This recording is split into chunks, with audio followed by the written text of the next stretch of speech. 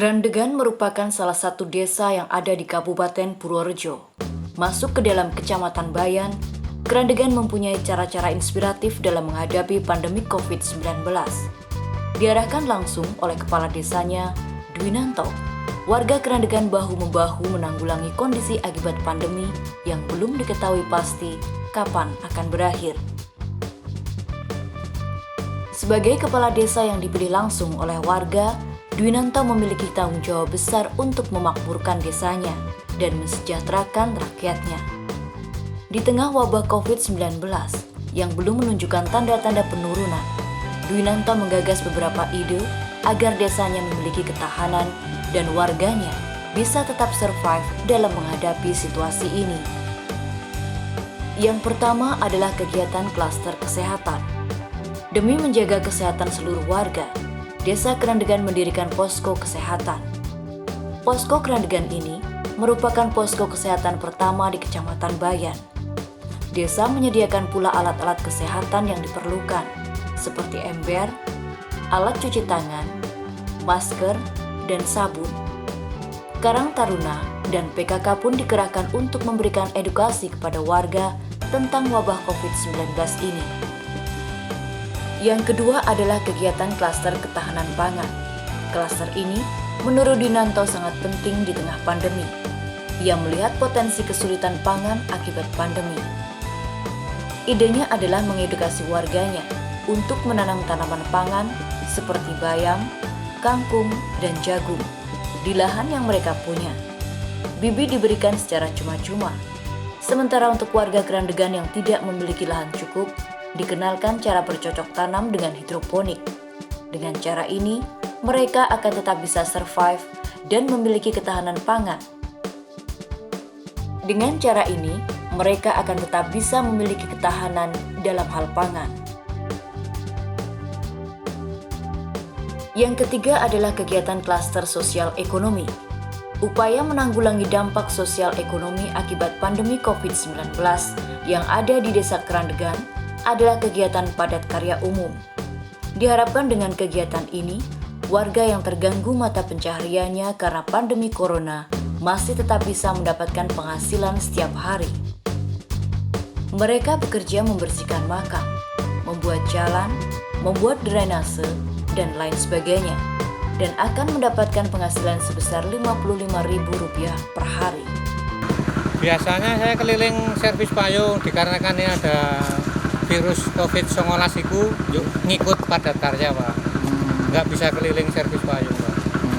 Terus gimana selama mengikuti ini terbantu nggak untuk? Ya alhamdulillah terbantu sekali, Pak. Dengan adanya ini keluarga yang sangat terbantu. Kalau biasanya dapat sehari bisa dapat berapa? Kalau di sini dapat berapa, Pak? Ya nggak pastilah yang namanya orang keliling itu, Pak. Kalau ini padat karya, ini semuanya sama sih, Pak. Sehari bisa 55.000 untuk tenaga saya. Tapi ini bisa bantu untuk kebutuhan rumah itu, Pak, ya? Ya bisa bantu keluarga, Pak. Ya dengan adanya ini kan semua masyarakat bisa terbantu lah, seperti saudara-saudara kita ini.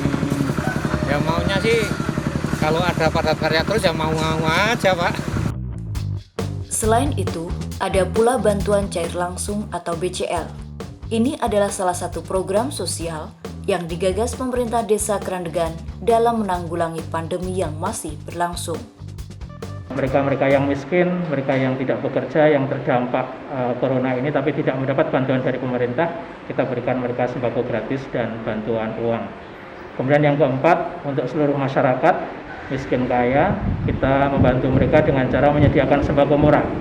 Konsepnya adalah kami beli sembako dari warung sekitar, kemudian kita jual kembali ke masyarakat dengan harga yang jauh di bawah harga pasar karena sudah disubsidi. Begitu mungkin, Mas. Sumber dananya adalah sumber dana dari Yeswaf tadi, terutama dari uang sedekah.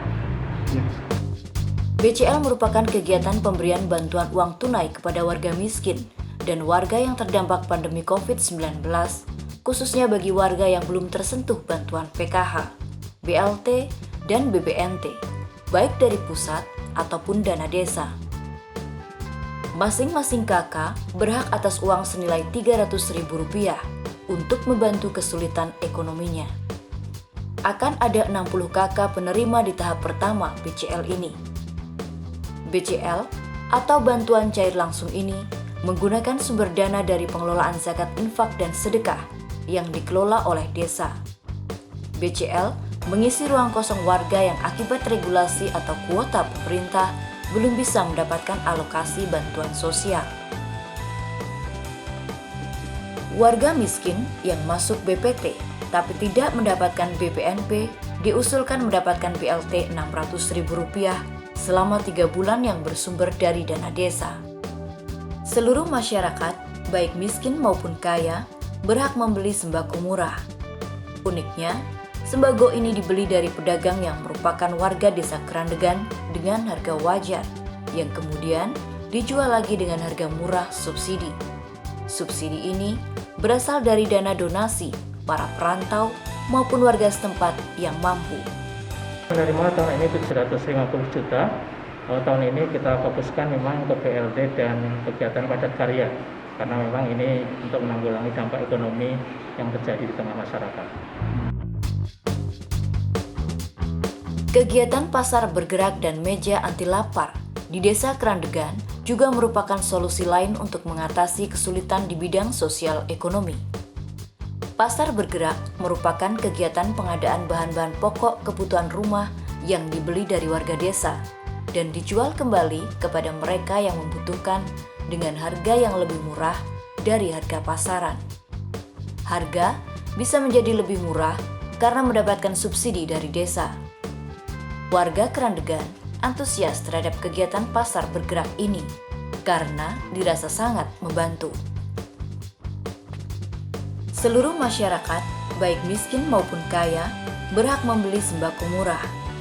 Uniknya, sembako ini dibeli dari pedagang yang merupakan warga desa Kerandegan dengan harga wajar, yang kemudian dijual lagi dengan harga murah subsidi.